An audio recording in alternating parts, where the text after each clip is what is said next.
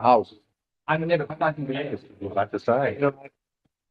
I get it. A little behind. Can do it on the. Gotta get it all done. I had A little behind on getting my signature right. Yeah.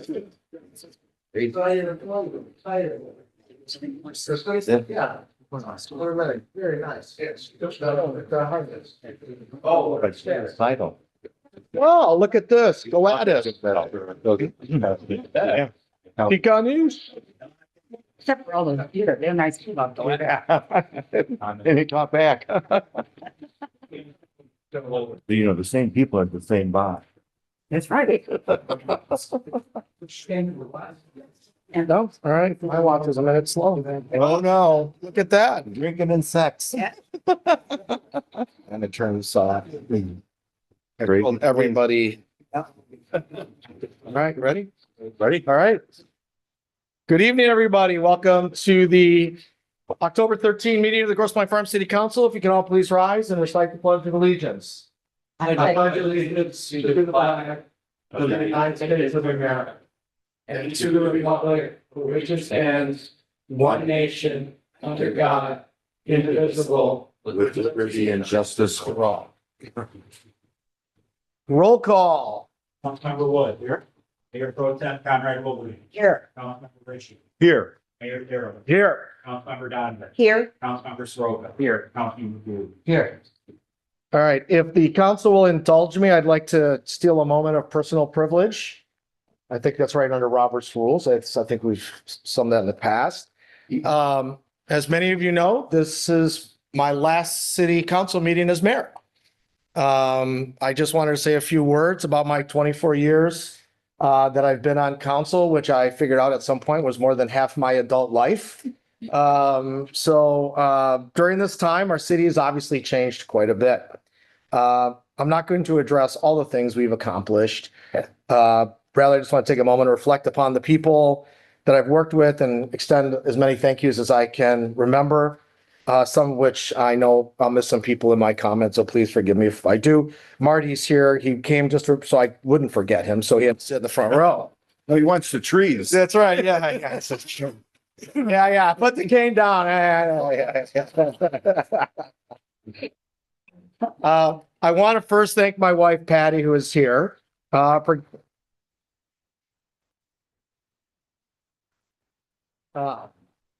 getting me into this. All because she wanted one ordinance changed. Now, a sane person would have just approached the city council and say, hey, can we change this one ordinance? Rather, she and some, I will say, so-called good friends convinced me to run for council at a time that there were 3 open seats and 10 people running. And here I am a quarter of a century later. For those of you who know Patty, she's sort of a big deal around here. So much so that when I would often say, hi, I'm Louis Theros, I often got, oh, you're Patty's husband. Not mayor or city councilman, Patty's husband. So, and believe you me, that's the best title I've ever had. She's just a great lady. So thank you. Okay. Oh, wow. And thanks to my sister Olga, who's here, and my deceased parents, Spiro and Barbara. Olga was always there to help me out. And of course, it was my parents' history of community service in their lifetimes that set an example for me to follow here. And during this time, I can't believe it, our 2 boys who were raised here in the farms, graduates of Grosse Pointe South, one is now a doctor in his residency, and the other is an investment banker in Chicago. I can still remember my wife campaigning with them in a double stroller for council with T-shirts on that said, vote for my dad. Now, I don't think those T-shirts would get over their feet. They were so small. Let me turn to a lot of the people in this room, and I'm going to start with the administration. When I was first elected to council, Rich Solak was our city manager, and Bob Ferber was our director of public safety. Shane Reside and Dan Jensen, who's right there, were their deputies. And I was there to see Shane and Dan get promoted to city manager and director of public safety. And I've been here long enough to see Jensen retire. You beat me to it, Dan, but you'll be up here next month. So good luck with that. All right. And interestingly, I was thinking about this. One of the people that's been with me for this entire 24 years is Bill Burgess, our city attorney, who I want to thank for giving, and my former law partner, for giving our city great counsel. The law firm of Dickinson Wright, I think, wrote our charter, if I'm correct, in the 50s. Village, when we were a village, and have been our city attorneys ever since, and have just provided invaluable service over the many decades here. So thank you, Bill, and to your colleagues at DW. It's often said by Farms residents mainly, but not exclusively, that Grosse Pointe Farms is the best Grosse Pointe. And I don't mean to say that in any way to demean our neighbors, and I have firsthand knowledge since I've lived in 4 of the 5 Grosse Pointes at some time in my life. But what it does show is that the farms is what it is because of the hard work of the administration.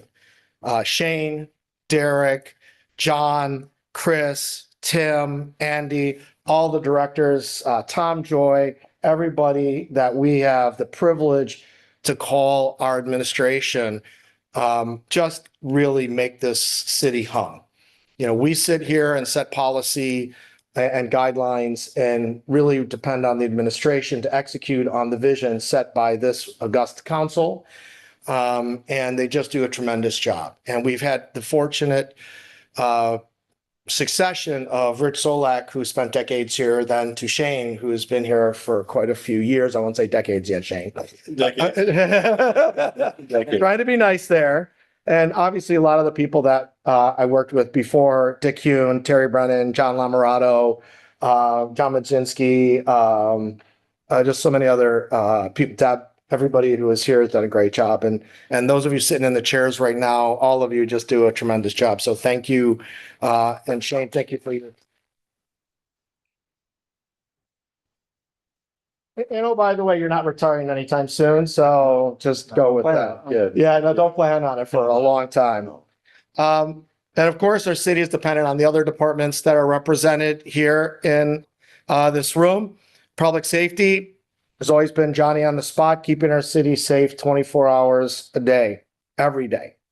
The continuity of leadership in that department, from Bob to Dan to John, is one of the main reasons that our department is second to none. They're responsive not just to our citizens, but they go above and beyond and help other jurisdictions when needed. So thank you, John, to your team, and please send them my best. You guys are just fantastic. So Chris happens to be here tonight. Pier Park, second to none. We got a beach. Let's go. In my 24 years, we've seen a lot of new things, and we're going to see some new things coming up. We put in a new marina, new community building, new viewing platform, gazebo, and tonight a new pool plan, et cetera, to benefit the next several generations of Farms residents. And those of you who know me, I've always spoken about how we view all of these capital projects as not for us necessarily, even though we'll get to enjoy them for the short time that we remain on Earth, but for the citizens that will inhabit our homes 40, 50 years from now. I'm sure in the 50s when the city council sat, and this is my example I've used, when Sears Roebuck approached this council about putting something on the corner of Mack and Ross, they're jumping out of their Johnson and Murphy's, just happy in their Hickey Freeman suits, saying, "Oh my gosh, Sears Roebuck, the world's largest retailer, is coming to our little village." So when we do these capital projects, we think about them on 30, 40, 50, 60-year cycles, whether it's a sewer improvement, whether it's what we're doing, proposing for the park, whether it's what we've done to the park, what we've done for roads, et cetera. We will not be here to see the final fruits of all these decisions that we make here today, just like the city council members in the 50s did not see what Mack Ross is today and what the city has become. So please know that those are the things that we look at when we consider our investments with our taxpayers' dollars. We look to the future. To our Public Works Department, hardest working team in the city, right? Keep our city beautiful, our streets and sidewalks clean, plowed, garbage collected. Came up with the award-winning design for leaf pickup when I think we got that in 2 or 3 years after I was elected to council, which I was extraordinarily happy didn't have to bag 125 bags of leaves anymore. But Tom Joy and his crew, just awesome. That whole place is just tremendous. And they literally save our city tens of thousands of dollars every year by the repair work that they do to the heavy equipment you see coming in and around the farms. So when you see that team, thank them because they're just fantastic at what they do.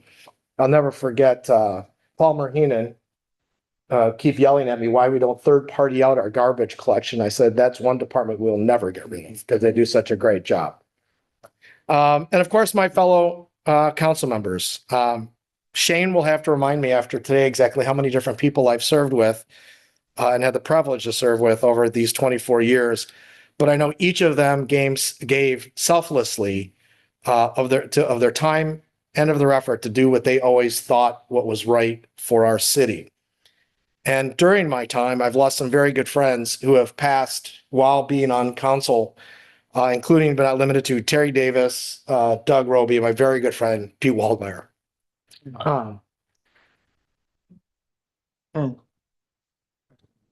So all the people I've served with, including the 6 of you here, have shaped my leadership style, my decision-making, and made me the mayor who I am. So thank you. I appreciate that. So let me finish with this. Serving on council is community service. That certainly isn't the money. I used to joke my wife would get a margarita every month when I got my paycheck, because that's about as far as it went. But I encourage everybody to consider serving, and particularly the younger generations, to come and think about coming and serving on city council, serving on a city committee.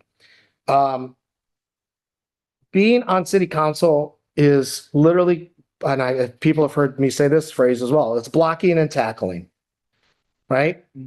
Our job is to block and tackle for our citizens. It's about making sure that our taxes are at a low rate, that we provide services that they depend on to live in their day-to-day lives, that their streets are plowed, that public safety is there.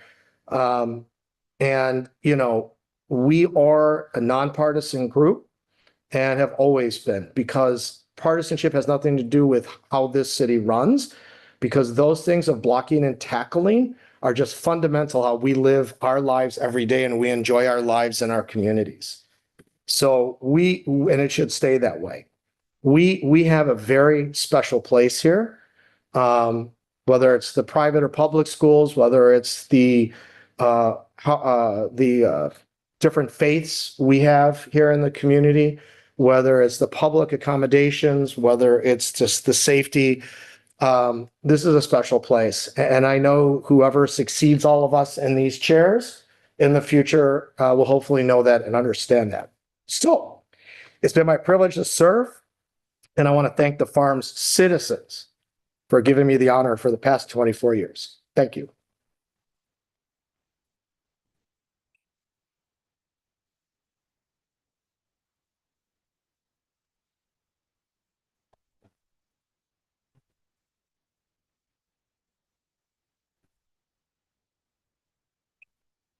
Thank Mr. you. Mayor, I know several of the council members want to express their gratitude to you as well. We're going to have other business because we're going to might go on for a while because we all have a lot to, I think, say in appreciation for Louis' years of service. So indulge us, but we'll have that opportunity at the end of the meeting. But with that, we'll let you carry on. Okay, thanks, guys. All right.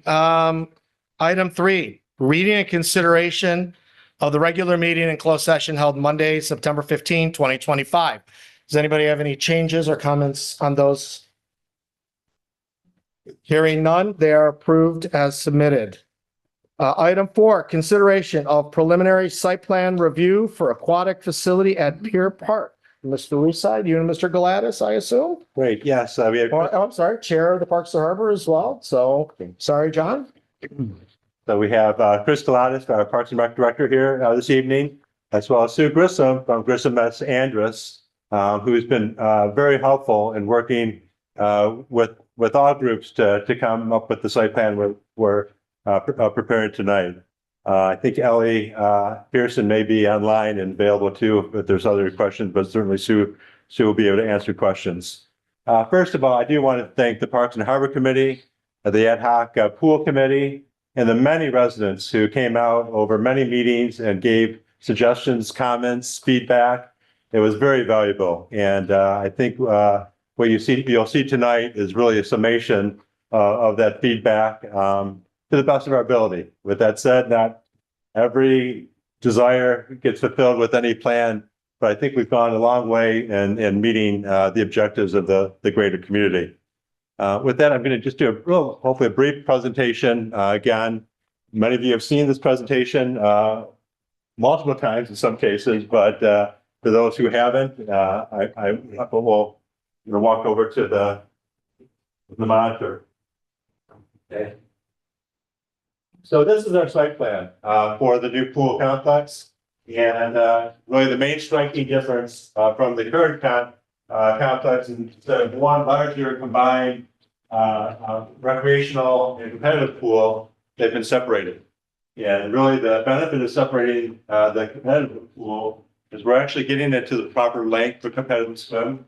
25 meters, where the old competitive lanes were actually longer than that. So we had to shave off times off of swim team times in order to come up with estimated numbers of their swim. So with that, we're maintaining the 8 lanes, but there's also an addition of 3 recreational lanes. And the idea there is we've got a lot of users of the pool, and our demographics have changed where we're also seeing not only young users, but older, more active seniors using the pool on a regular basis.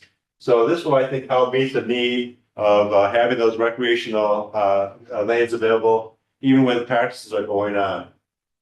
In addition, those lanes can be used as part of the recreational swimming, and I imagine for swimming lessons for the younger kids and so forth. So those are the main differences in the main pool area. Our top pool and splash pad.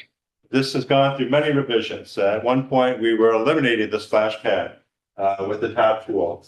There was clearly a need for a larger top pool. We did the numbers, the usage, and the current top pool is undersized. And so our focus was on an expansion of the top pool, which is about 1.5 times the size of the current pool. And then adding back the splash pad, because that was something I think the community spoke loud and clear that they wanted to see. The nice part of the splash pad is that we're going to be able to segregate the splash pad from the other features. So this could be used, you can imagine, on a nice warm day in September, maybe October, the weather that we've had. So expanded use of that facility. Going back to the pool, bathhouse. The bathhouse, again, all this infrastructure that was built in the 1960s is being replaced.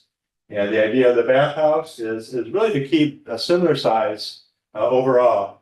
But instead of having just a men's, women's bathroom, we're going to actually have 3 entrances. One would be for a community bathroom that will take you either out directly out to the pool, or you'll be able to the community bathroom, go out to the top pool and splash pad. And then there'll be a separate bathroom that would take you out for the men's room and the ladies' bathroom. The other thing that we've added to the bathhouse we currently don't have available is a separate standalone bathroom that could be open throughout the season. And so even when the pool shut down, we think it could be used by people who are using the beach, kayakers. It can even be used by boaters during the summer months, because we'll have a bathroom facility in show. So those are the main features there. And then the last new feature is really the splash deck. And the idea of a splash deck is twofold. One is to create some visual interest to the aquatic center by having water features that show movement. But then also will be used, we think, by probably an older group than what would normally use a splash pad. But they could be, or younger, it could be young children, mid-range child age, and older adults. And it's just an open deck where people can kind of kind of enjoy, those water features. All right, next slide.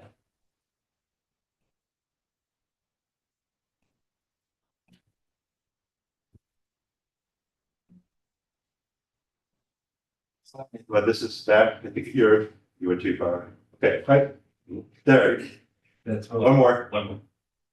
Next slide. Okay, so this one shows, really the same configuration. What we're showing here is the ability during a swim meet is to add, bleachers. So we can, where right now you can only see the pool from two sides because of the way it's configured. This would actually allow viewing, around the whole circumference of the pool and allow for seating, more comfortable seating during swim meets. Next slide. Splash pad feature. Oh, all right. These are just showing splash pad features that would go into that splash pad. There are so many choices and features. These are just some examples that we thought were kind of fun that could be implemented. But those final decisions would kind of continue as we go into the further development of the plans. Next.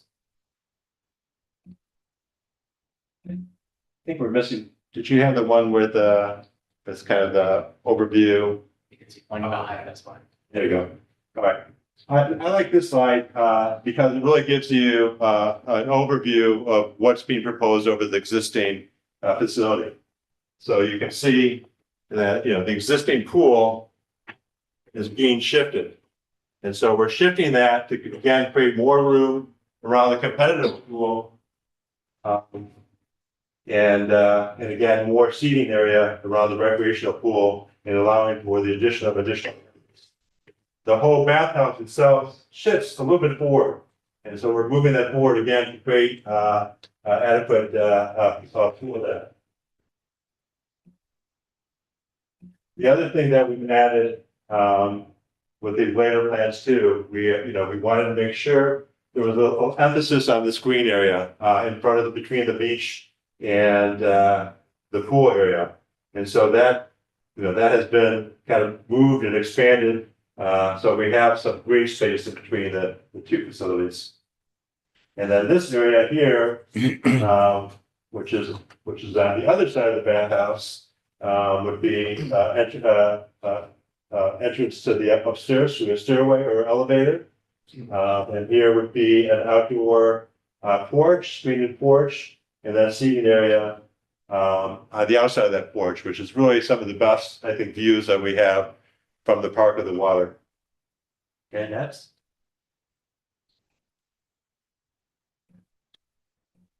These are just inspirational photos that were kind of used. The idea of movement, water, kind of the outdoor seating area. Some of the, green that could be added to the hardscape.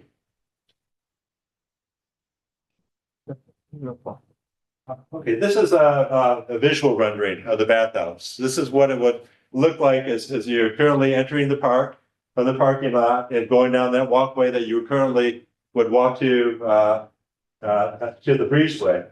And so the difference here is one is we've added this water feature in front, kind of a welcoming to the aquatic area. And then along here are your entrances to the bathroom. So they would go, you'd be able to enter from the outside and go directly out to the pool area from those bathrooms. Again, another visual of the entrance to the pool area, or again, sorry, to the beach area, to the breezeway. This is a photo really from, if you're coming from the community building, looking the opposite way, where you can kind of see there's an opportunity with the screened porch and a sitting area to really take advantage of that proximity to those views.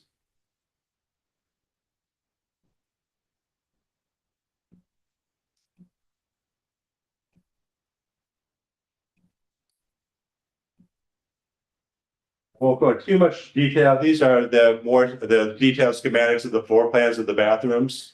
We're still tweaking those. I think there's some comments about maybe adding an additional bathroom in one location or different changing areas. So they're being tweaked a little bit. But again, you see the idea for instance, the family restroom, there'll be kind of what we're gonna call a dry area where people can come and change. We have a changing area, sitting area for a bench, a bathroom, shower.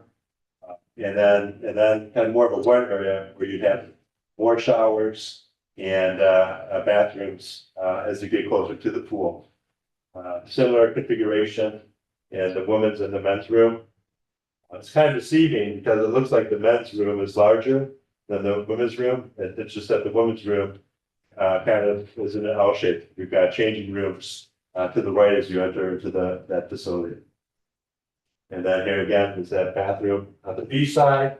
This area is kind of more for an office use for we have it as lost and found or equipment, or just having somebody on staff that has access, to views of the pool and to the beach area.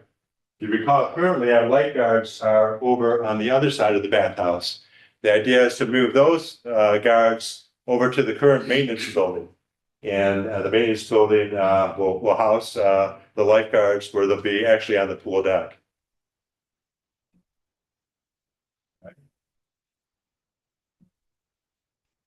This is kind of the idea here is there might be an opportunity to add a second floor room, similar to what we did at the community building. That would add additional space. Space could be used for a lot of different reasons. It could be used for a swim team to have their meetings, or a pizza party, or training when it may be raining out. Or it could be used for a rental for a birthday party. So there's a lot of different programming ideas that we've identified that there's potential. They're just again front and rear elevations. So to the schematics that you saw earlier. Again, there's just looking at the porch side of the bathhouse. So viewing from the lake to the parking lot, and this is going from the parking lot to the lake. The splash pad side. And then the additional building that would be added, I should have pointed that out in the first side panel that we're close to, but we'll see that other slide, is this mechanical building. And the idea, as I mentioned, we're going to be moving the lifeguards into that space currently that houses mechanical equipment for the pool. So they're on the pool deck. So this would be a new mechanical room. And the idea here is that we would place it in a way that would be directly accessible from the parking lot. So that's going to help just with delivery of chemicals and supplies. So we're not actually bringing them through the pool area for deliveries. So that's.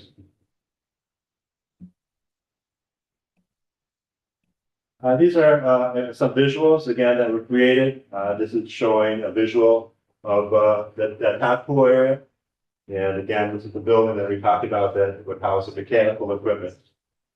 It's the parking lot behind. And this is from the other angle. This is actually looking at from the current maintenance building where the mechanical equipment is housed. Then looking out towards the bathhouse and over towards the community building.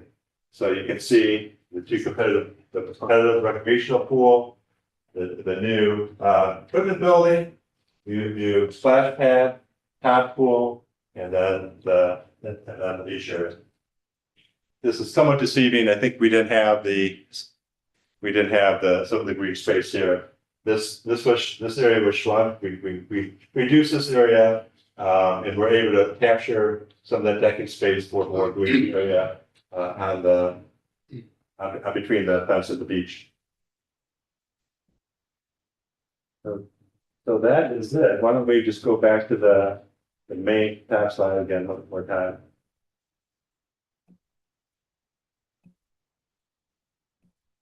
So this is the location of that building that I mentioned where the equipment will be held. It's currently held here, and this is where the lifeguard station would be located. And ironically, currently, this is where our guards are currently entering the park and punching in. So they will be actually coming in to their own separate area when they enter the park for employment.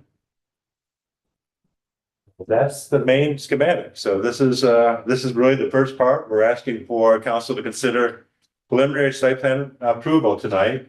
And with that preliminary site plan approval, we can begin now doing the more detailed architectural work, design work, engineering work to come back with complete plans that ultimately would go up for bidding and contracting.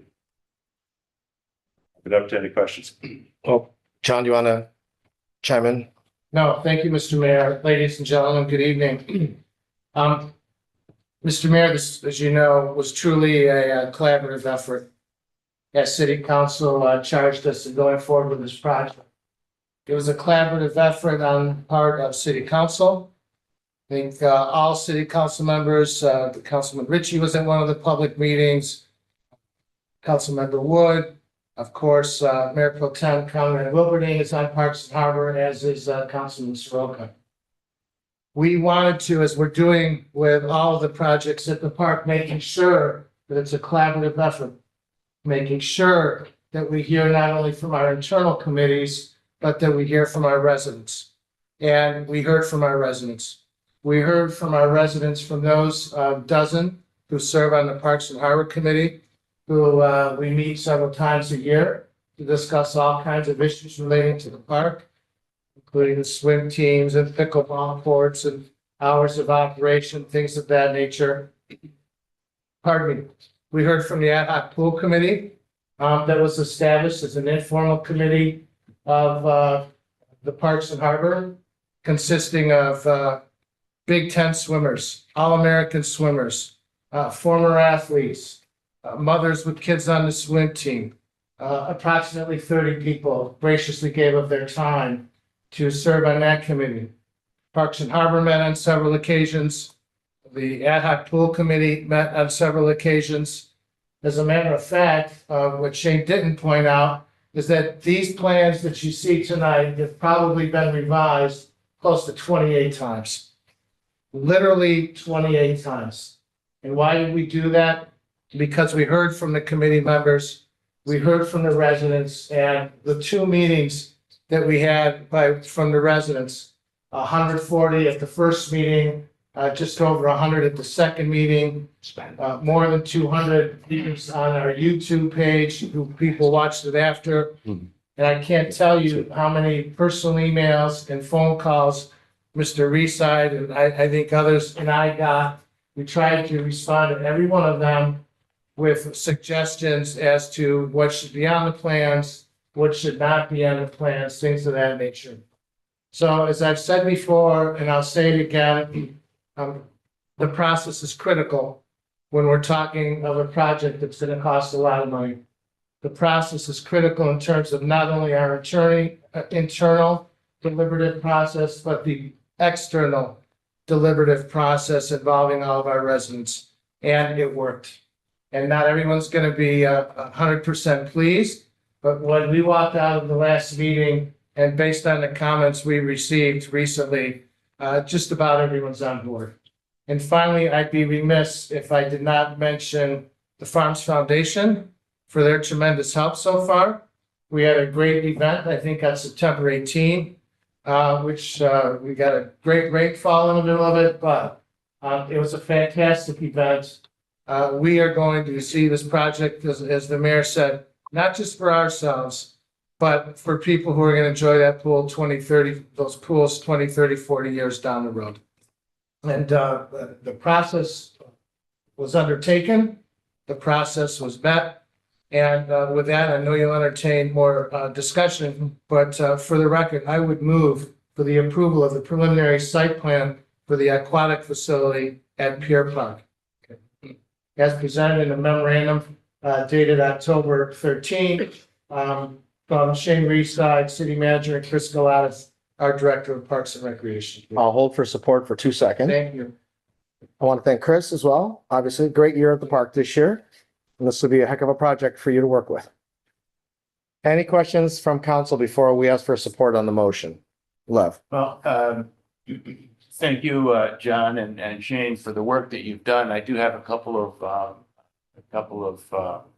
questions and some observations if I can. Since this is a municipal project, it's not as regulatory in focus as we typically would be if we were looking at a private sector project. But I think we still have an important role here to review prior to the final site plan approval process. So I guess I went through several items here, kind of a checklist.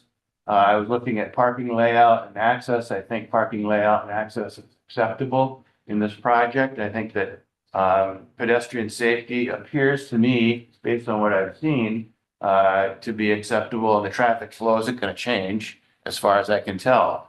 I do have a question about access to the kayaks. I brought this to Shane's attention, and I'd like to make sure that we can make it a condition, John, if we could, to be certain that the city looks at all the alternatives to be sure that residents won't be blocked out, so to speak, from accessing their kayaks and all the other boats that are back there in that particular corner. I have questions about trees and natural features. I know we've all gotten emails from various folks in the city, various residents, talking about the number of trees that will be removed. Also, as a condition for approval, I'd like to ask that the city look at replacement of tree calipers or inches, PDH. The number of inches that we'll lose, can we replace the same number or more? It can be in that general area, it can be throughout the park, but I'd like to add a condition to the approval that we look carefully at the number of trees that we're going to be removing and replacing. And finally, there was not, two meetings that I attended, there was not a great deal of discussion regarding the tot lot as it currently exists. I do know that we're cutting into the tot lot. I spoke recently to Shane. We're cutting into that a little bit. I understand from Shane also that this is potentially a future terrific project for the foundation. So while we're not touching the top lot right now, it would be my hope in the future that we could do something really cool there. It just seems tired. It seems tired to me, and I think that we could improve it as we're improving this, the rest of the site. So those are my comments, and I'm certainly in favor of passing the preliminary site plan approval with those two particular conditions, John. Okay, so I'm gonna ask Mr. Resai to go through the whole process of what preliminary site plan is, what the next step is after that, what the next step is after that. Because I think, Lev, Yeah. some of the things you talked about as conditions for preliminary site plan are probably better at the later one. Yeah. Exactly. That's why it's preliminary. I think It's good to call out. Yeah, Everybody so needs to know. you know this, exactly. So Shane, why don't you walk us? So I concerns. Yeah, 100%. Yeah, it is preliminary site plan because it is preliminary. I think we have a good concept of what we want to achieve with this project. We've already begun some of the not only layout, but we've actually done some survey work in the area. We've done some boring samples. We've done a lot of the other components that are going to be part of this project. But it's putting that all together and figuring out exactly does this work, or will this have to be adjusted here, or would it be better to move something over 4 feet this way or that way? And so those are considerations we'll be making. Certainly trees are important. The site plan that we're showing here actually adds more trees than we currently have. And the city has valued those trees in the park. We've done extensive work over the last few decades, particularly when we lost almost all of our trees through straight line woods a number of years ago, replanting that. And so the 249 trees that we have in the park are important to us. So with that, so the next step, and that will be the next item on the agenda, really will be engaging the services of a construction manager who will begin putting those pieces together in terms of the scope of work, developing the project schedule, working on cost estimates, preparing bid documents and so forth. But again, before any approval to go forward, is made, that will come back for city council. So council will see, final site plan approval at a later date, for approval and for additional comment. So I think, so Lev, I think your comments then would be forwarded to the CM that's picked, and then they can take that into account. Like if they move this 4 feet, can we put a tree there, not put a tree there? That kind of stuff. That sounds fine.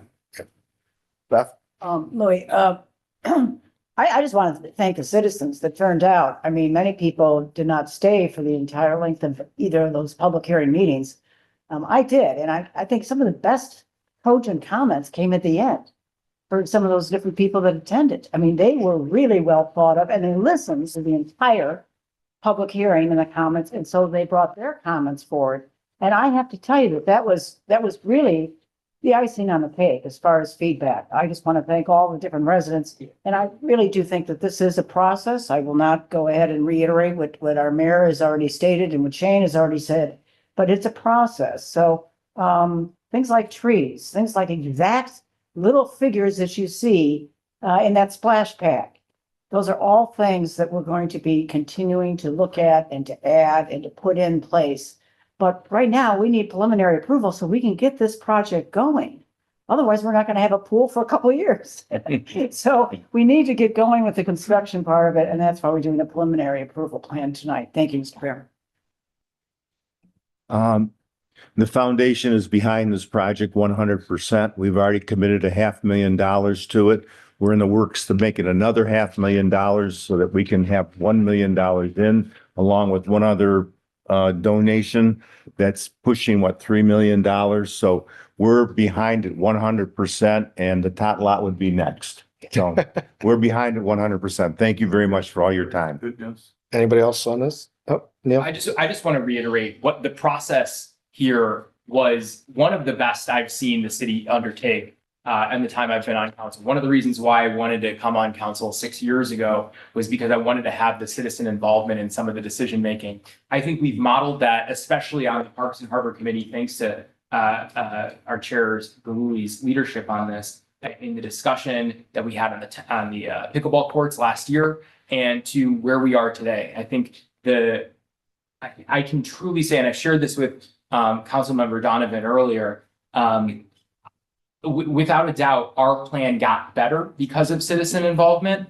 And I think through the process, we were able to answer a lot of the questions and concerns that people had. And I think it's frankly one of the reasons why we don't have people clamoring in the door here, because I think we've really worked to bring in a lot of different perspectives and change the plan massively in response to those perspectives. One of the best questions that was asked at the last forum was how many people see changes that were proposed in the last one in this plan, and nearly everyone in the room raised their hand.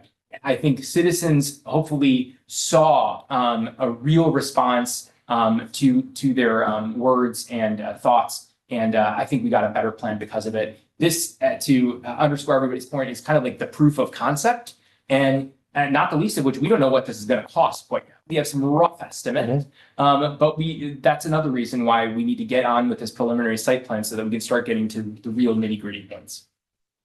Okay, anybody else on council?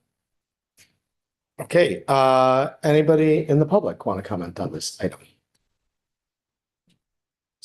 Oh, okay. You were real close to me saying public comment closed. Come on up, give us your name and address, and how you doing? 424 Ballinger. Some of you, I've introduced myself to. Some of you, I've worked for the city in the past. Thank you, Sierra, for the water that you commandeered for us. I appreciate that because I was nervous. I want to thank several council members and your wife who encouraged me to share my thoughts and speak. Because I thought I was kind of climbing a hill, but there's no use in it. So I appreciate that. And I knew you, but I did not know you do. So Okay, well, thank you. you introduced yourself to Great. and encourage you. So I like to start opening statements with positivity and thankfulness, gratitude.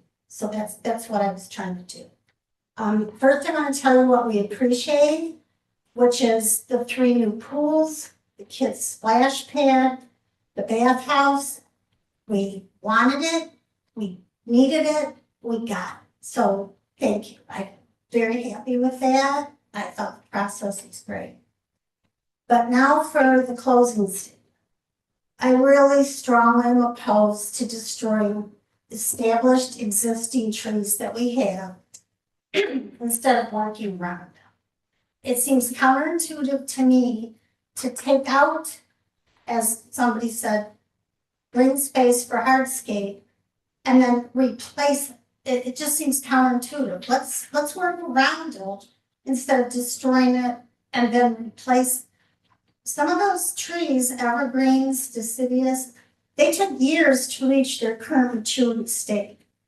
I don't know about the saplings we're gonna replace them with. Shane, you were so helpful in giving me specific answers. Some of the things I've seen tonight are improvements that I didn't see in some of the previous plans.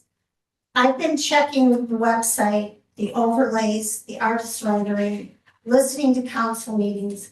I mean, I dig deep when I feel strong. So I appreciate that. I think we can still work on preserving and working around some of the trees instead of replacing them. Saplings will take a long time to reach the state some of our other trees have gotten to. And I think it's not environmentally sound, it's destructive, it's very costly, and it's irreversible. I mean, oops is too late. And the trees are doing their jobs. So I just want to say this isn't about winning for us or the people I said I talk about it for. It's really about what we all stand to lose if we keep taking away some ecological environmental things that we already have achieved. And so I just want us to all think about that and think about working around it, because so many projects, and I've written a lot of letters in the past about projects, it seems like the trees are the first thing to go. Like, they're inconvenient, they're pieces on a chessboard. Let's move them, we can plant a few more. I just don't like that philosophy. That's just me. I hope there's others who feel the same way that will support me in that. So I just want to thank you for the opportunity to be heard now and seen, even though I'm usually better to be honest. So thank you all for listening. All right. I really appreciate it. Thank you, Lauren. Thank you. Anybody else in the public? Seeing none, public comment is closed. There is a motion on the table to approve the preliminary site plan. Do I have support? Support. All right, all in favor, please say aye. Aye. Any opposed? Any abstentions? Motion carries. That's right, yeah. All right, item 5, consideration of construction management services for aquatic facility at Pier Park. Okay, as I began to say, this is a complicated project. There's a lot of pieces involved, a lot of different trades, a lot of different contractors for the various aspects of this project. And so we feel that it's imperative to have a very qualified contract manager to oversee and advise through all phases of this project. And again, that scope of work will include developing the project schedule, preparing cost estimates, assist with bid documents and negotiations, and ensure compliance with permit requirements. There is a lot of permitting requirement with Wayne County, with the state for aquatic facilities. During the construction phase, the construction manager will provide on-site construction observation, coordinate safety programs, and participate in all aspects of the construction and project coordination. And so it really, after approval and after entering an agreement, it will start. That professional services what we hope to start immediately, and then we'll carry on through the very end to the final ribbon cutting of the project. And so in your packet is a proposal for the engagement of Bart Mello as a project manager. Stephanie Hockey is here from Barton Mello, is a PE that could answer any specific questions city council may have. I know Lev had an opportunity to sit down and meet with her a week or so ago. John, anything from the Well- committee? I think we've met Ms. Fredericks. She has a very long, good history working on projects, University of Michigan, things of that nature. This type of project, I think, is usually under cost of what Barton Mallow would take on, so to speak. Typically, they want a much higher bottom line, so to speak, to get involved.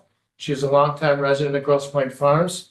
The committee agrees with Mr. Reside that we thought a construction manager would be most appropriate and are recommending the retention of Ms. Fredericks and Barton Mallow. Any questions? I have a motion. No, public. Oh, Anyone in the public have any questions on this item or comments? Seeing none, public comment is closed. Do I have a motion? yes, Mr. Mayor, I move that we engage the services of Barton Mello to serve as construction manager as advisor for the Pier Park Aquatics Facility Project in accordance with an A1A standard form agreement as approved by the city manager and city attorney. All right, valid motion. Any support? Support. All in favor, please say aye. Aye. Any opposed? Any abstentions? Motion carries. Thank you. Look forward to working with you. Item 6, consideration of a site plan review for the Country Club of Detroit located at 220 Country Club Drive. Mr. Russell, come on up. Louis, I'm sorry I wasn't here for your speech. It wasn't on the agenda. No, that's all right. I'm Edward Russell, representing the Board of Governors of the Country Club of Detroit for the proposed accessory building addition. You want to do slideshow? No, that's it. Give them PowerPoint? Yeah, sorry. I do.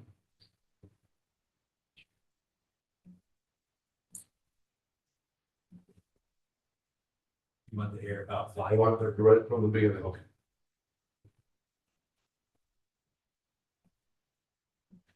Here, let's go.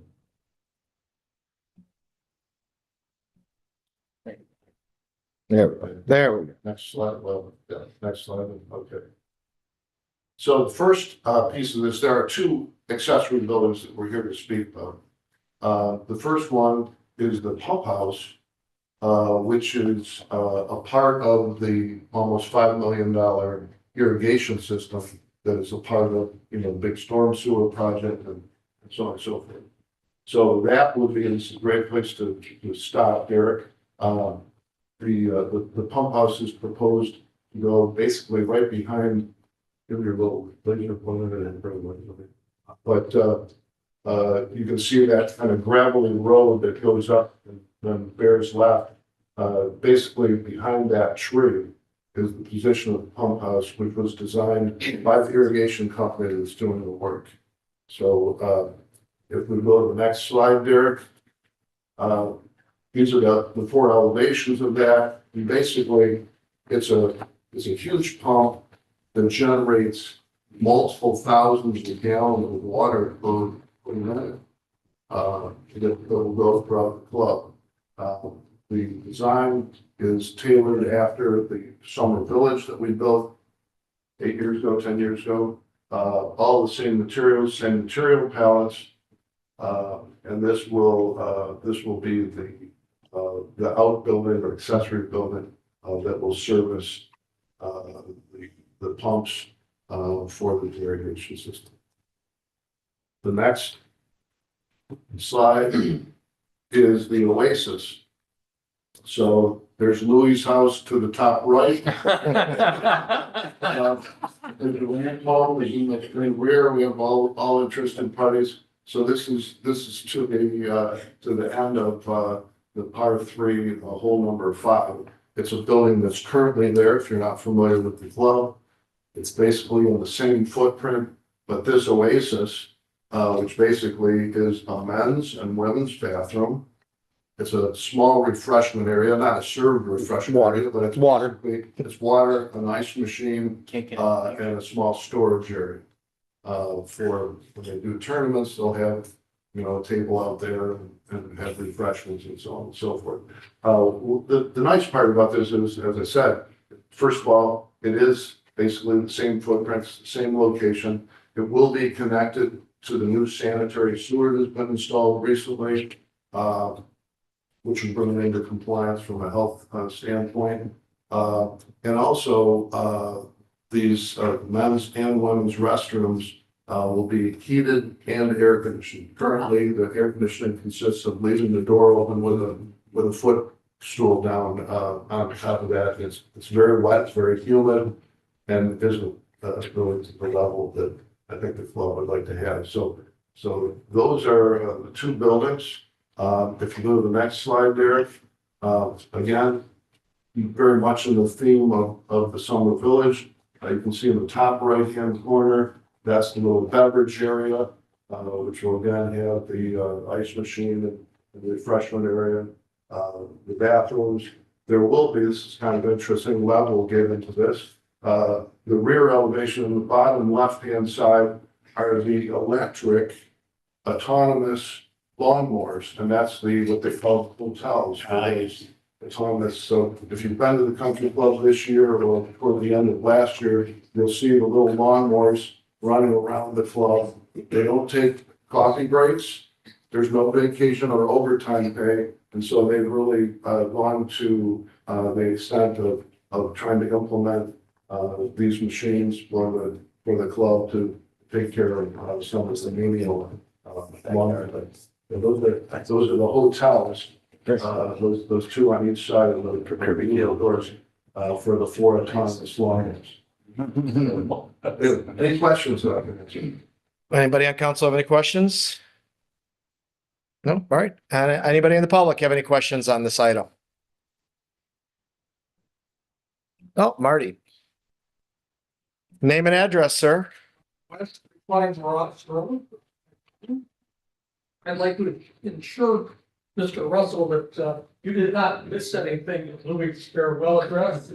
It was rather self-aggrandizing. You know those trees, Marty? They're gone. They're gone. All right. And I'm actually having the club move the pump house right off your lot line. That's the purpose of this. That's I just really have two simple questions, since I spend 16 hours a day looking at the current pump house. And I think this is a wonderful design. It's a great improvement. It'll keep back towards the woods. Really, all I want to know is, in the design plan, it showed 3 plantings sort of around the pump house. Are they existing trees or are they going to be new trees? That, Marty, that flyover is a Google Earth flyover, so that's as it is. That's not a rendering of what will be. That's just what's there currently. I'm sorry, I'm trying to rendering it in the packet so the council people. Location of the pump house showed the trees. It's the set of trees that is behind 7 and 8 tee box. Well, I know where it's. Yeah, I think I think the question is, are those trees behind, next to 7 and 8 tee box? They're staying. Yeah. They're staying. So I didn't know, nobody told me that you had gotten the construction document. The SP one, which for Council that's actually a topo of the polo field, and that shows existing conditions. Yeah. So it's not a proposed landscape plan of Devonshire. That's what's there currently. But it shows it to be behind those trees, so that, you know. Yes. We'll have some screening there. Ed, the questions I have is, you're not cutting down any trees to put it up because you're putting it up across that road. Yes. That pretty line of the flyover. This tree.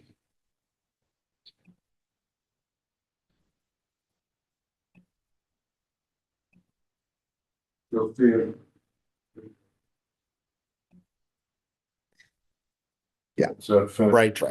So where's the electrical station? Right there? I go back the other way. When it lands, it'll stop. We'll let it do its spin around. Oh, Okay. So the transformer is right here. You can Right. see the black, drape around the transformer. And the pump house will go behind these trees. So you have that gravel road.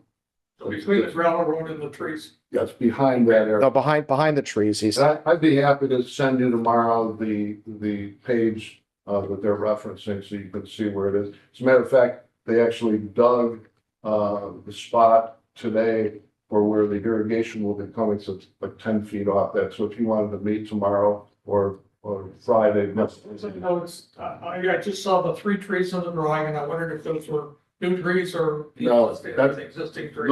Those trees are what's shown So here. that should provide. It's right, you'll see, there's, if you, I don't have a dog, there's the dispenser for the dog bags are right under those trees. So it's behind those trees, on the polo fields where the trail goes into the forest. No problem with that. Yeah. Second question is, you're gonna remove the current pump station. What are you replacing? Are you just gonna sod it over?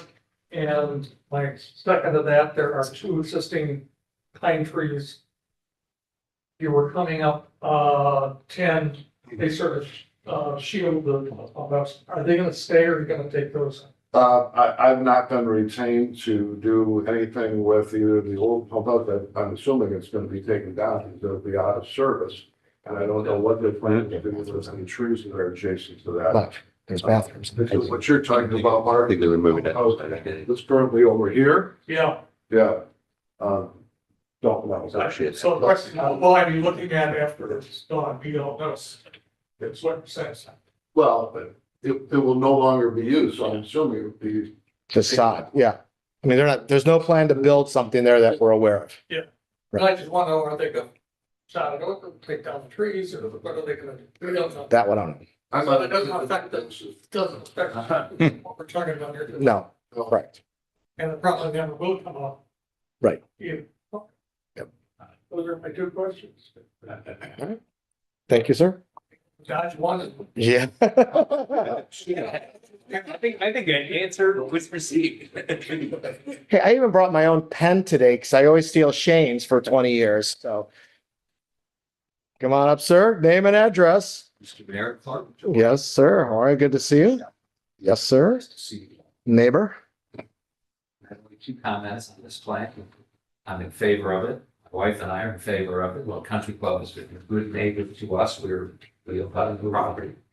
And second, I'm glad that Mr. Russell has a hotel for those little lawnmowers. Our 5-year-old granddaughter loves to watch them. That's it. And then lastly, Mr. Mayor, I was here for your speech, and contrary to my good friend Marty West, I've seen many public departures, and yours was gracious and full of giving credit to others and not taking it yourself. Well done. Thank you, Clark. Appreciate that.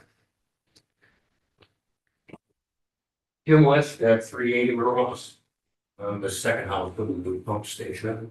Just a question, during a big storm that comes up, all the water's coming down to this pump station. If the power goes out, will there be another generator at that plant? Yes. Good. I like short answers, Jim. I like it. Yes. Any other questions? All right, seeing none, public comment is closed. Do I have a motion to approve the site plan from the Country Club of Detroit as laid out in the materials brought to us? Go ahead, Mr. Wood.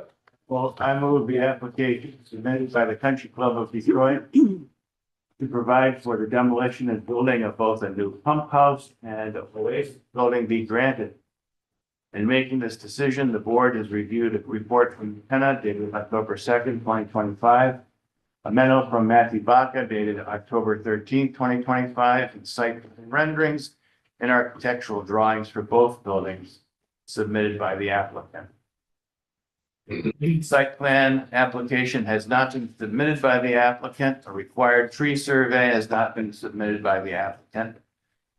All plans, operational details, lighting details, placement and accessibility and construction details will conform to those described by the applicant in materials presented to the city council tonight. Approval of the site plan is based on this condition. Approval of these site plans is conditioned on receipt and administrative approval of a completed application and site plan information, including the required tree survey. That's my motion. All right, valid motion. Do we have support? Moved. All right, all in favor, please say aye. Aye. Any opposed? Any abstentions? Motion carries. Thank you. Good luck to the club. All right, item 7, consideration of purchase of property located at 18850 Mack Avenue. Mr. Reside. All right, thank you. 18850 Mack Avenue is more commonly known as the former Joanne building at the corner of Mack and Ross. And as I think most of, at least the members of council know, and probably most of the people in the audience know, that corner that formerly housed Sears, Kroger's, and that site Ale Price. Hughes Hatcher suffering. was purchased by the city many years ago. And that property was rezoned from commercial to community service. So that Joanne building sits on a community service as a zoning district. We've had interest in securing that property again for a number of years. It's a larger piece of property at over a building with over 1,700 square feet. And we have been successful in negotiating the purchase of that building in the total amount of $2.4 million. That would be paid over 3 fiscal years in equal installments of $800,000 without interest. It's again something that we have wanted for a while. We want to control ultimately what goes in that site, but we do have intent for that site, at least in the interim. We have a strong need for storage for equipment within our public works department that is often stored outside, and it's actually like a puzzle work when they get the equipment in at the end of the day, trying to get the pieces of the equipment. We also have need for storage for our water department, both for supplies and construction and material equipment and materials. So with that, we're recommending approval of the purchase of 18850 Mack Avenue from Mack 13 LLC for $2.4 million. I read that out loud. And with payments made in 3 installments. $800,000 after closing, $800,000 on or before the first anniversary of closing, and $800,000 on or before the second anniversary of closing. And with that, we would ask that if approved, that the council would authorize the city manager and city clerk to execute the purchase agreement as approved by the city attorney. Shane, let me correct. I think you said 1,700 square feet. It's 17,000 square feet. 17,000. Which works out to be about $140 a square foot. All right, any questions from council? Mr. Stroka. I just had one question for Tim, probably. This funding is coming from the capital project fund. How much does this represent, the $800,000 each year? So at the end of our fiscal year, just ended June 30th, we had $2.8 million set aside in capital projects. And we'll budget for overheads and plot to cover the next 2 years. Got it. Anybody else on council questions? Beth? You know, Joe and I met with the current owner and along with Shade on just talking about a couple of things. And of course, you know, they were asking, why does Ghost Point Farms want this property? And there's a very good legitimate reason why. We want to have some control with Mack Avenue, not only to enhance whatever we want to do with our green space behind it and the different properties that we've bought before, to make sure that it is community, it's zoned for community. But second to that is that if we didn't buy it, how do we know what goes there? And how do we know if that's going to be compatible with our community or with a future plan to make sure that we really do secure that area, particularly Mack Avenue? Our friends in Detroit, all of our friends on Mack Avenue have said, hey, have a greater presence on Mack Avenue because it ensures our safety more. It's something that can really be measured by our own public safety committee. I mean, our public safety team have always said, we need something to monitor more, to really have a stronger presence on Moross and Mack. And if we look at some of our neighboring communities have done just that. They've put some of their facilities on Mack Avenue. And it has reduced a lot of different criminal incidents. And it has provided more security. And it is something that really is to the betterment of their communities and our. So while we don't know what our future use will be for that at this point, it is really important that we secure this opportunity for all the reasons that I've stated. Thank you, Mr. Mayor. Anybody else on council? John? Mr. Mayor, briefly, with the addition of Chick-fil-A just blocks from our city, with the addition of Culver's across the street from our city, we're gonna see a growth of traffic on Mack Avenue in the coming months like we haven't seen before. And I agree with Mayor Pro Tem Comrade Wilberding that the best thing for the city to do is to make sure that we acquire the property so that it fits within our intended uses. So people don't want to put a 24-hour gym at that property, things of that nature. It's critical to our city to maintain what Grosse Pointe Farms is known for. Thank you, sir. Be careful in retirement. I'm gonna come out and lobby for City Hall down there. Anyways. Anybody in the public have any comments? Mr. Durbin, come on up.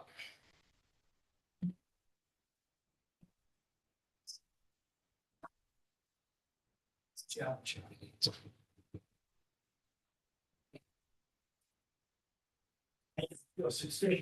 know, I have some concerns about all this. You know, we're going through a huge program right now. We had a $500,000 for the Richard Potts, the sewer project, like 2 mils. For the rest of it, another $500,000 for the power. Now this is a lot of money we're spending. And got a lot of the concerns, like, I mean, now we're gonna spend money on this building, taking a chunk out of our capital fund. It's about 30, you said, yeah, I heard.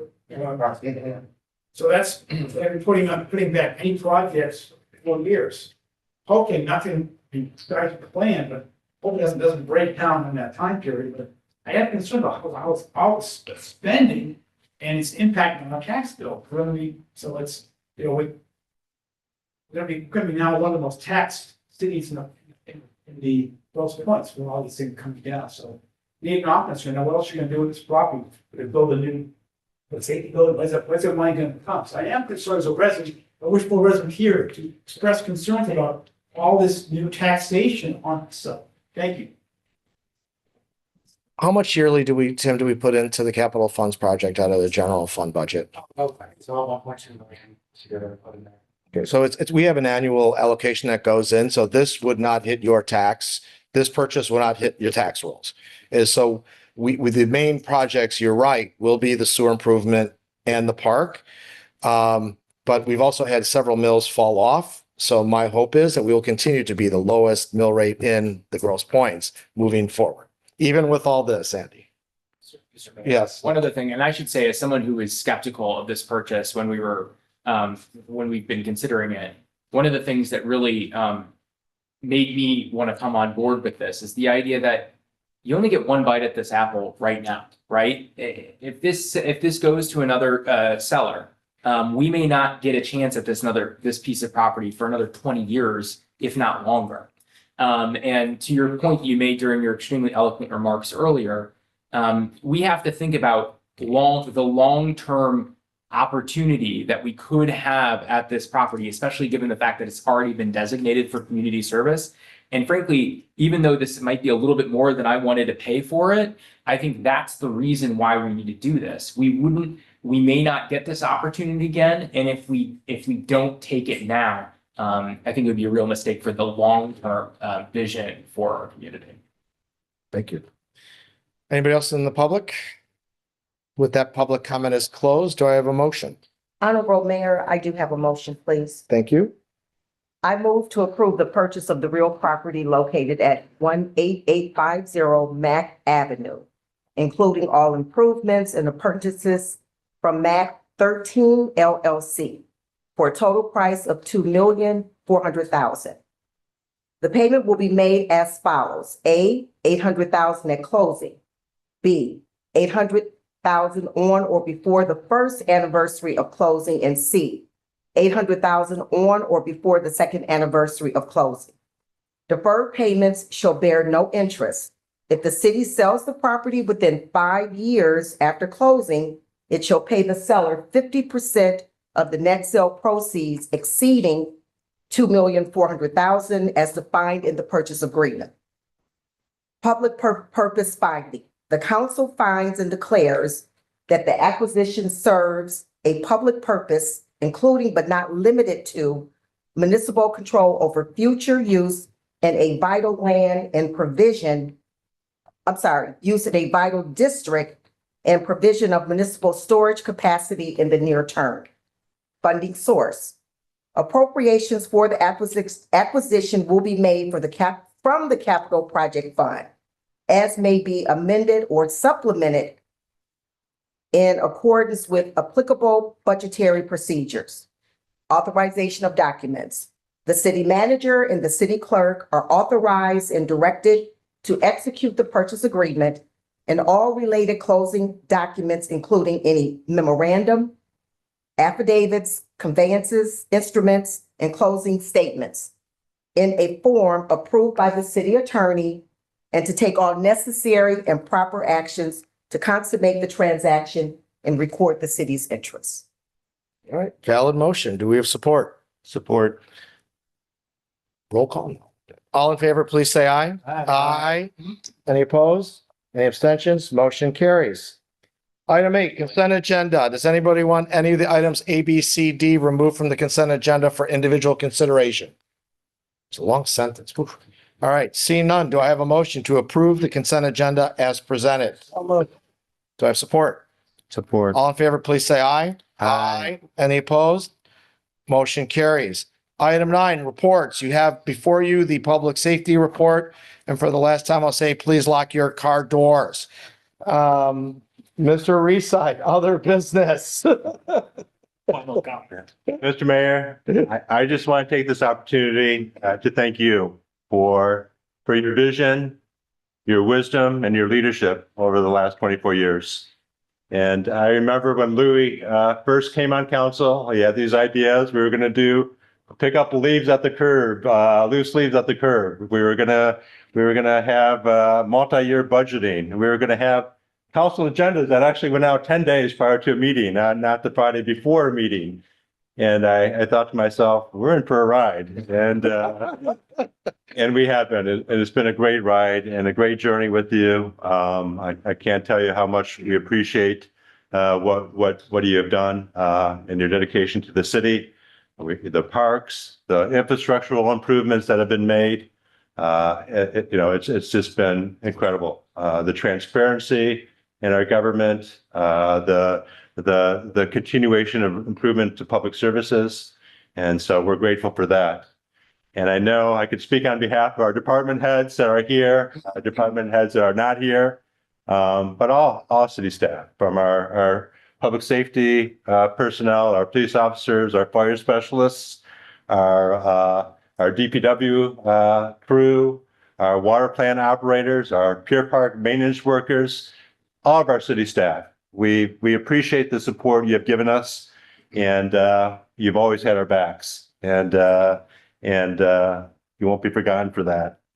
On a personal note, I've been very honored to have sat next to you as you've served distinguishedly as mayor for the last 6 years, and on the other side of you too. And it's going to be very difficult not to see you next to me at these meetings in the future.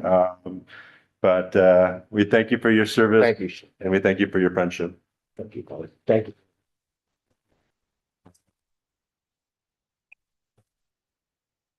What about a handbook check? Jesus, Toledo. Beth?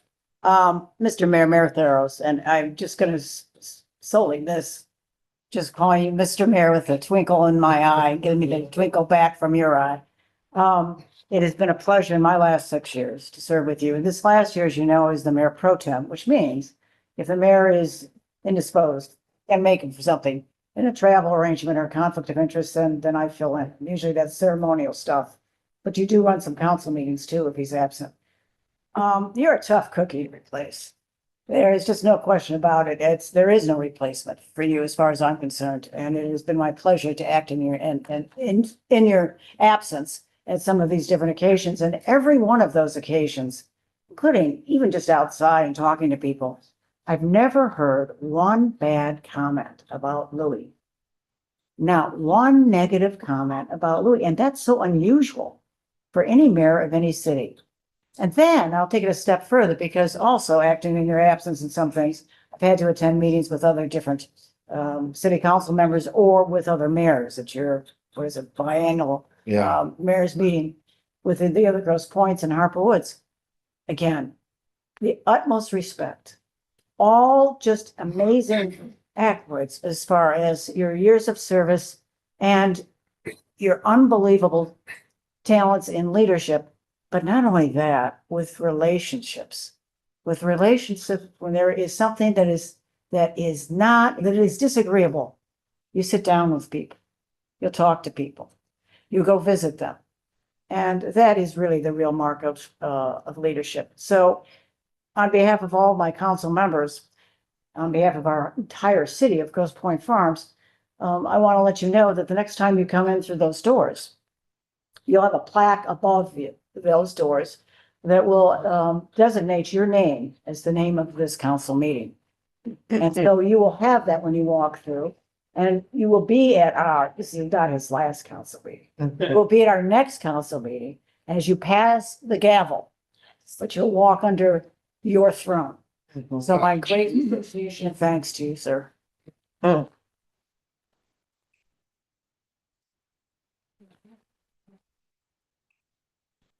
Wow. Yeah, I'm still absorbing this. Yeah, go ahead. Can I interject a bit of levity to the conversation here? Yes, no pun intended.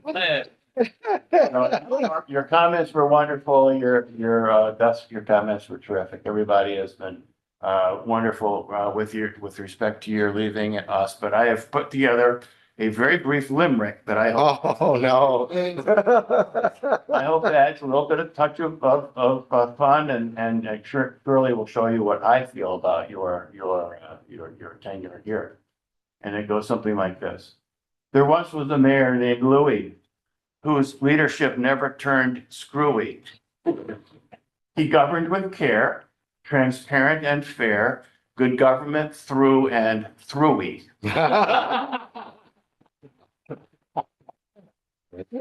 I didn't have a better word for that. It's okay. He ran our town both firm and fair, now trades the gavel for clean golf course air. For 16 years, he talked the talk, then ate as mayor quite the walk. Budgets balanced, papers signed, and never a taxpayer left behind. He preached good government, open and bright, with meetings long, but mostly right. A family man with humor and cheer will miss Louis' calm, his voice so clear. He's led with purpose, heart, and care, a steady guide throughout the year. Now meetings and tea times are filling his days. No motions, debates, or delays. With humor and heart, he's made his deep part. His leadership inspired us in so many ways. So raise a toast, both loud and hearty. Louis off to his next well-earned party.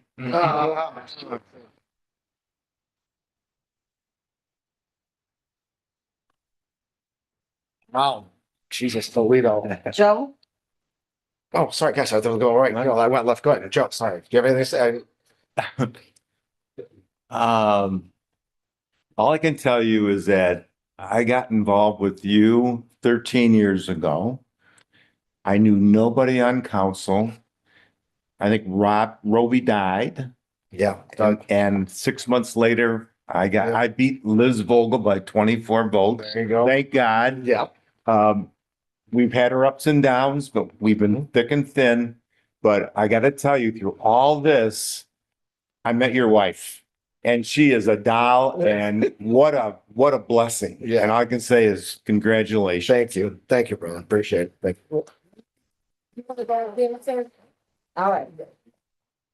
Now, everyone knows I'm a crybaby, but I promise not to cry. But before I make my personal remarks about you, personal and professional, I would like for everyone to know that tomorrow, I'm very excited, is our 37th Beautification Awards ceremony. Derek is my co-chair. He does an excellent job. And we are really expanding the awards, and we are really excited about tomorrow to announce the new categories that we've added. So everyone is invited, and we hope you all come out and enjoy the party. And you won't be there tomorrow, right? I have to take an unexpected flight tomorrow. I thought I was going to be there, but no. So I'm sure we will have countless people in attendance, and they will have the opportunity to make the opening remarks because I will not be making them. But because I have a huge presentation to go through. Hard to believe. Like, this is supposed to be off opening remarks. All right. I would like to share with you all when I first met Louis. There was a knock on my door, front door, and there was Mr. Mayor, Honorable Mayor, running for the mayor's seat, and he introduced himself. And this has always been my philosophy, because I'm truly a nonpartisan young lady, young. My philosophy is who knocks on my door, that's who gets the sign. It's just that simple. I'm not a political person. And then on a more serious note, Louis, and I would say this for all of my current council members, every night I reflect, did I get it right? Did I say it right? Should I have done this? Should I have done that? And I often hear your words. Shane will tell you. I often hear your words echo in my ear, in my heart, in my mind, to always do what's right. You can't say yes to everyone.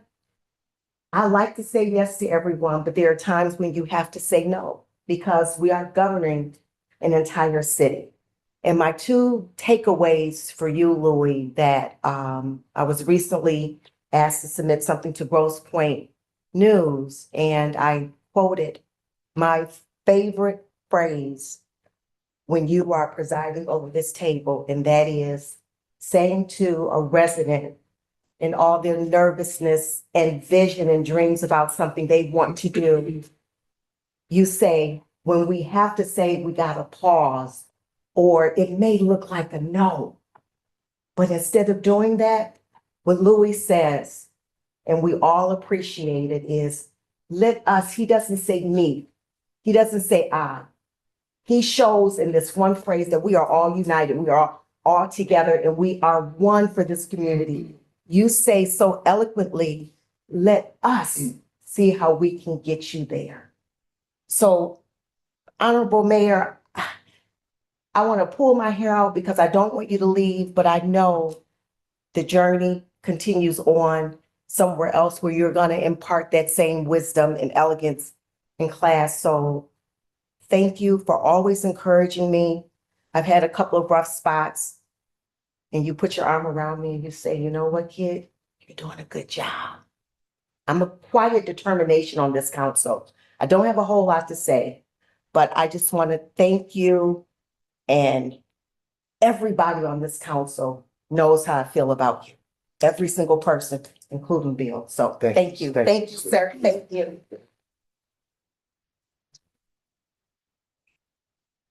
So I'll share my first experience with Louis.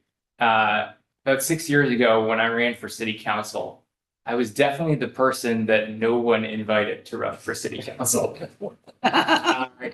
Came out of nowhere. I don't think any folks on the council really knew what the heck to do with me. But one of the very first calls I got after that election was from Louis, who wanted to sit down and have breakfast. And I have to admit, when the mayor calls you and you're a new guy on city council, you're a little bit nervous about how that meeting's gonna go. But what I can say is that that conversation that we had that morning set the tone for what has been the next 6 years, and frankly, a friendship and a mentorship in a way that I don't even think you fully understood, to my own understanding of what it means to be a community leader. And the thing I'll say about Louis is he is the definition of the kind of leader that I want to be, which is a servant leader, someone who serves other people, someone who's not here for himself, but here to do the will of the people that he represents. And what I have seen time and time again is a class course in that kind of leadership, and also a deep understanding that and a belief in that we can have differences of opinion and disagreements without being disagreeable. And you have set a tenor at this table where all of us can have our voices heard, all of us can be respected. And frankly, I think that's one of the reasons why the city is run as effectively as it has been. So I am going to miss your leadership and your mentorship. And I can't thank you enough for that first conversation and all the other conversations that have been. Thank you.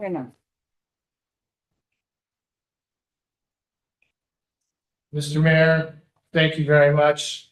I'm here tonight because of an encounter with Mr. Waldmeyer and Mr. West during a Michigan Municipal League meeting on Mackinac Island many years ago, when they talked to me about possibly taking Councilmember West's seat. And as you can see tonight, a lot of the comments are very, very similar. You two called me and we had a discussion before I was voted on, quite frankly. And you made your position very, very clear. And you indicated that it is nonpartisan, that it should remain nonpartisan, which it has for the most part. And your leadership and your style has separated Grosse Pointe Farms from many other communities that we read about every week. We don't have infighting on the city council. Despite the labels some people want to put on, we don't have the infighting. We shouldn't be using labels. We're together. Almost all of our votes are 7-0 every single time. As someone indicated when, I think it's Council Person Donovan, we had to stare some people down in the face on projects that didn't quite work the first time. But we made them work. We made them work. And I've known you on a professional basis here at Grosse Pointe Farms. I know you on a professional basis for being, as many people I hope know, an extremely well-respected attorney, an extremely well-respected business person. And it's no surprise that you're now the chief executive officer of a major business, serving a whole bunch of clienteles in 2 different locations. It doesn't come as a surprise at all. We know there are many more good things, and hopefully that this city council will continue to show the class that it has under your leadership, that you insist that there be no infighting, that you insist that we do what's best for the city of Grosse Pointe Farms, and you insist that the process is most important without calling people names. And I thank you for that. Good luck, Godspeed, and to your family as well for giving up all of their time for you. Thank you, sir, very much. Thank you, John.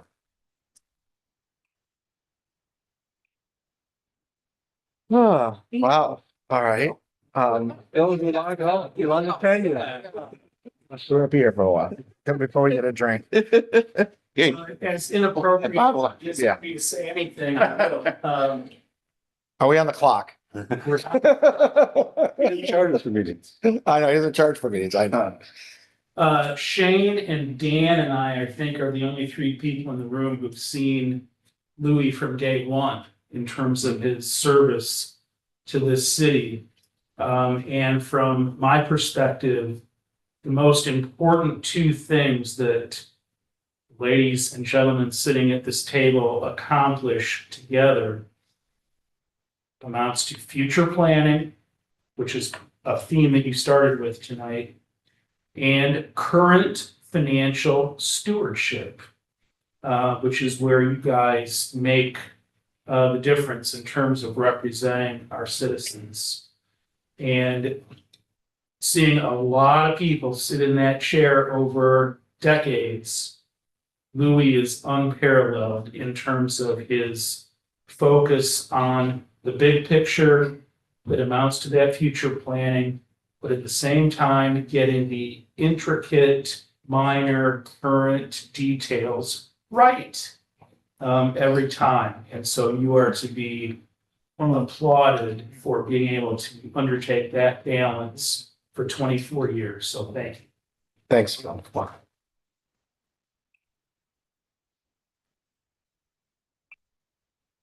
Do we have another real business? That's it. Anybody from the audience have other business?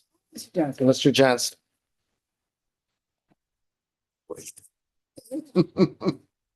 Dan Jensen, 356 Kirby Road. 24 years ago, I received a couple of phone calls requesting support for two council candidates. They're Louis Theros and Terry Davis, both called me a lieutenant. I asked the right questions. Obviously, I gave them my support. I was hoping I would have known this was a roast because Louis, I would have loved a roast. The next meeting's for the new council. That's when we have drinks at some dinner later on. That was 24 years ago. A few months, 5-6 months ago, I received a call from the current mayor, now Louis Theros, asking me how I felt about running for public service. And I said I enjoyed my retirement. I really enjoyed my retirement. I got a little thing going on the side. I don't have the time, but Louis and I had a hard on it. And I agreed that I thought it was best for myself, and more importantly, for the residents of the city to run for city council. So I can't thank you enough over the last 24 years. There were many times I'd get that phone call with Louis Theros. I'd look at Hutch and go, oh, geez. I'm not sure that's exactly what you said, but we'll leave it G-rated. Listen, I put it in the bench. I appreciate all the support and friendships and everything we've had. I know that's much as too. It was a great 24 years working with you. I wish you were on the mayor on the council coming in November. There's some great people here that I will lean on for the advice and everything, but really appreciate having you around. I wish you the best. I hope to see you a lot. You'll probably see me a few times when I'm hitting out of your car. Yeah, that's okay. Yeah, it's okay. Sweats, so I'll get it over. I'll give you the wrong code to the garage, so you can't get to the beer. Thank you, Dan. Thank you, Dan. Anybody else, other business? All right, listen, everybody, thank you for the wonderful comments. The next meeting's about the new council, not me. And just thank you for all of your support. Again, I just want to say I strive to be a servant leader, Neil. That's the phrase I've used in my career as a lawyer, working with young lawyers. And hopefully I brought some of that here, and I'm taking lessons that I've learned here and running this city and running the businesses I am right now, and learn something from everybody at this table, and really appreciate all of your work. With that, everybody, meeting